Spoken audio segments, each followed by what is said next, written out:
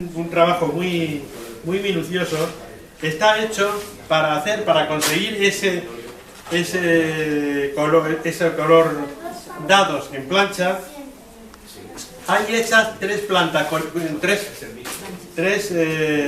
planchas distintas, bueno, distintas, es la misma, pero cada una se va a entintar con un color distinto.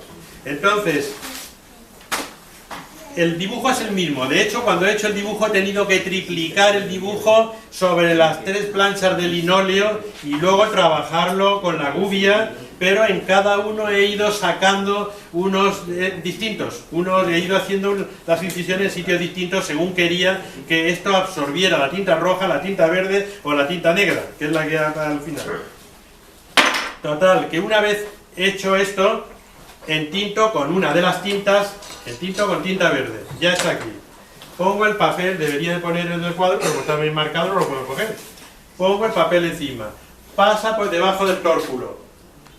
Y entonces, cuando levanto esto, está impreso con un solo color, está esto, con el color verde.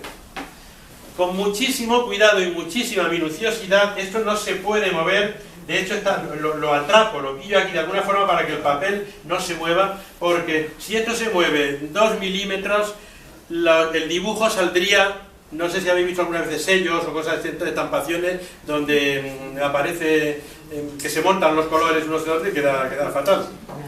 Entonces, para evitar eso, se atrapa de alguna forma, porque una vez ha pasado debajo del tórculo con uno de los colores, tengo que levantar.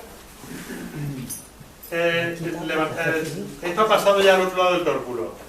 Levanto, dejo el papel, saco la plancha esta. En el mismo lugar coloco otra que ha sido entintada en rojo, que ha sido entintada en otro color. Y le vuelvo a dar una segunda pasada. Entonces aparece al otro lado ya la lámina que tengo, que no es esta, la lámina que tengo, ya aparece con dos colores.